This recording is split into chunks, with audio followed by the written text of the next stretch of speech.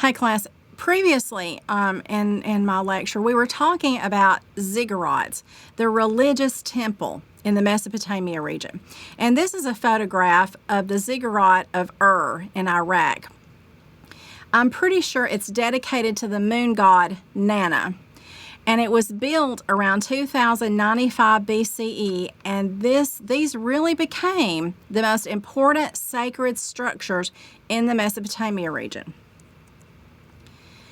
And I thought you might like to see this picture and the next one. When our troops were stationed in Iraq following the invasion in 2003, we had troops in the area, and they actually went to the Uruk ziggurat. And unfortunately, Iraq said our soldiers painted graffiti on the ziggurat. They said they painted Semper Fi and tried to take back pieces of the temple home as souvenirs. I'm not sure if we did or we didn't, but I thought this picture was very telling, along with this one. Sort of really a paradox to look at one of the world's oldest religious temples in the world, flanked by modern day American soldiers. In addition to the concentration of spiritual and economic power at temples, in these Mesopotamia city-states, royal palaces will emerge by about 2500 BCE on the edge of cities to concentrate royal, secular, and military power. And as with the gods, only elites could access these spaces. The palace quickly joins the ziggurat and the temples as defining landmarks, and often became rivals for power. Often the rulers will double as sacred figures and really blur the lines between gods and kings. Kings would use things like burial rituals to establish their status as gods. It's really was hard to keep a balance of power going when religious elites, kings, and military grew in strength over time. And often royal power would be combined with religious power and the military to gain total control of a region. A few common women ultimately ended up joining the priesthood, and women during this time had some control over their lives. They could own property, they could own businesses. Royal women held even more power. Unfortunately, women will, lose more power over time, but during the Mesopotamia region, and this time around 5500 to 2000 BCE, women did have some control over their lives.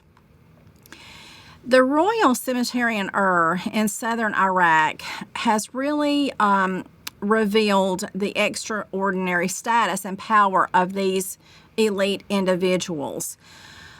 This was a place that was an archaeological dig took place, and we're going to look at some pictures of some things from that archaeological dig. And what they found was that many sacrificial victims and large quantities of food and goods were buried with the elite and really demonstrated the elite's power during their reign. And in some of the recently excavated sites, they found 16 high-status graves, and in one case, there were actually 80 men and women who were sacrificed to go with the elite to the afterlife. Some really incredible artifacts were found too. So we're going to find, class, some of the civilizations that we'll be talking about and empires.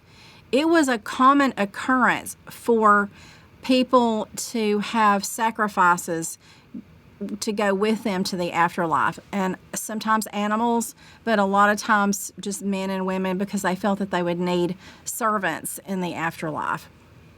So let's look at some of the things that they found at the royal tombs of Ur. It started excavation in the 1930s, but it's continuing on to this day. It contained thousands of objects in gold and silver and lapis lazuli and shells that were buried with the elites, starting with the first dynasty of Ur. And in graves along with skeletons, they would find, like I said, 50 plus members of a royal household that were sacrificed to go with them. But they also found musical instruments, including this incredible large harp with a golden bull's head. And such instruments would have been played at the ritual meal each day, and is often associated with these fabulously rich burials. This is a pretty incredible gold headpiece. And Pu-Abi was identified as a queen by the cylinder found near her body. She was buried in a completely separate chamber, and she was interred in full regalia, including this incredible elaborate headdress shown here. And discovered near the cemetery of Ur was something called the cylinder seal of Adad, carved from a green stone. Many people in Mesopotamia involved with administration and public life had one or more cylinder seals. And these cylinder seals were carved with imagery and inscription, and were impressed into clay tablets and other documents while it was malleable, in order to guarantee the authenticity of a transaction. The cylinder seal shown here carries the inscription of the scribed Ada, and the imagery includes representations of important gods of the Akkadian pantheon. The sun god Shamash rises from between the mountains in the center, and Ishtar was a warrior goddess that stands to the left, and to the right is Ea, the god of wisdom, who is associated with flowing water and fish. And then there's another one on there, a servant, Usmu, whose double face allows him to see everything. And then there's also a god of hunting on the seal as well. Class, I'm going to pick it back up next time with Egypt, the gift of the Nile. As usual, keep in touch.